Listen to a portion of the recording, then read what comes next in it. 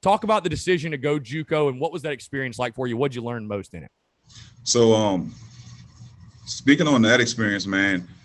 So with my story, I was recruited by Lou Holtz and his staff. And then when Spurrier took over, he made a few changes, but he kept me along his on his radar. And I was a high prospect when it came to defensive line, and he switched me over to offensive line. So I got recruited from high school, and I actually got my scholarship offer and signed while I was in high school.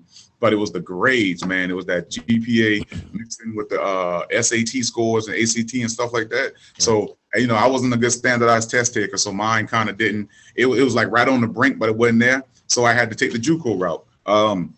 And that's one thing I preach to these kids, man. When you have great opportunities, even if you don't have a scholarship on the line, still bust your butt in school. You got to get your schoolwork. And that's why I'm here at my old high school now, for summer school, trying to help these guys get on track.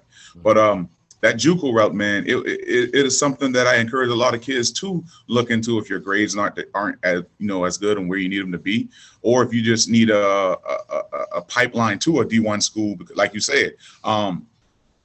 It's a grind. Crazy grind. Georgia Military College, big ups to y'all, because they got us ready for that D1, work and the expectations from a guy like Coach Spurrier and Junior and Coach Nix, those guys like that. So it was just like a D1, atmosphere, man. Of course, the facility is different. You're playing against different teams and caliber of players, but at the same time, to get on that field, to be able to balance the life of, I was a cadet over there at Georgia Military, so you had to be enrolled in the military program. So if you really wanted to play ball over there for real, hey, you got to go through what you got to go through. And that was a make or break point for a lot of guys also, because, a lot of guys, they're used to just doing school and football. But then when you throw the military aspect in it, you got to get up 5 something in the morning, clean your room, TV's in your room. You got to get up and salute the flag and do, ruck marks and stuff like that.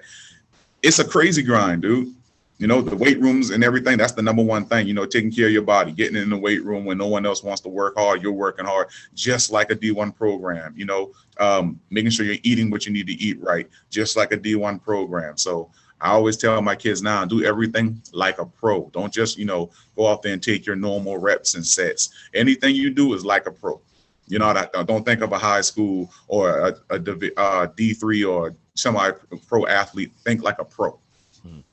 For sure. Now, Jarriel, you mentioned Lou Holtz, and South Carolina obviously was recruiting you out of high school, and you go to GMC, and of course at JUCO, the recruiting process, it sort of starts over, if you will, and you're being re-recruited by different schools. Just talk about the recruiting process in regards to when you were finishing up at GMC.